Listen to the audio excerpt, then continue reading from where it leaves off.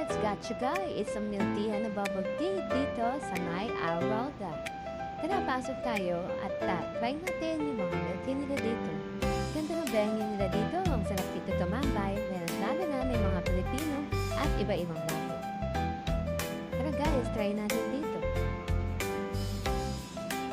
Yan, ito ang kanilang venue dito. Maganda, malinis at marami silang pagpipilian dito. Yan guys, meron sila dito mga gotcha at top 5 ng mga milk tea nila. May milk tea, gotcha milk tea, coffee latte, and fruit tea, and strawberry mochi. Yan, iba-iba. Meron din silang coffee dito. It's only a 6 really. And ice cream, the new. May ice cream sila.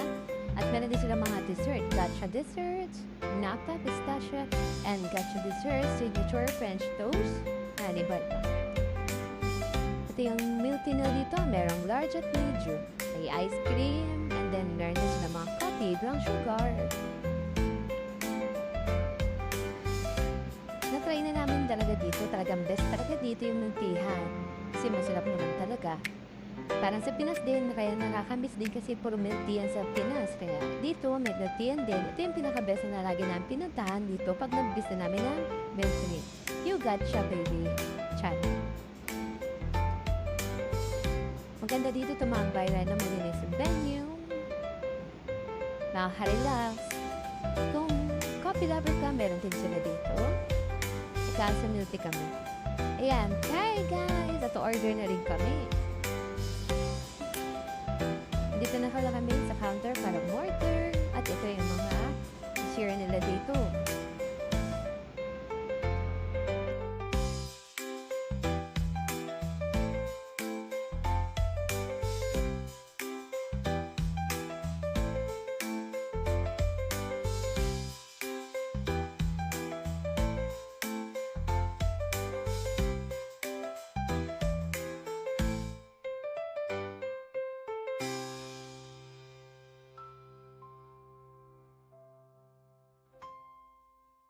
Yan, ito yung mga dessert nila dito.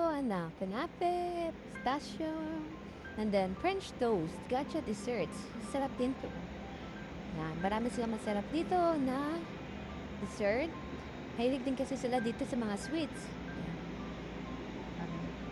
At dito nga ay meron din malaking salamin dito at tayo mag-aura-aura muna. Hi guys! Aura ni Tetch. Meron.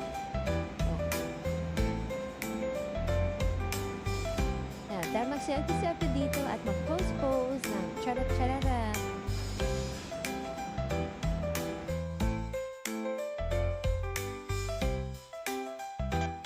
Marami din dito na kumakain at pupunta, lalo na pag Thursday, Friday. Kasi yung Thursday, Friday dito sa Canada ay weekend at wala sila mga pasok. Kaya sa labas, marami din ng venue. Yan. Dito, gusto mayain ng girlfriend ng boyfriend at mag-date kayo. Okay na okay kasi maganda dito at malinis. At meron din pa flower. Okay, bye guys! Bye-bye!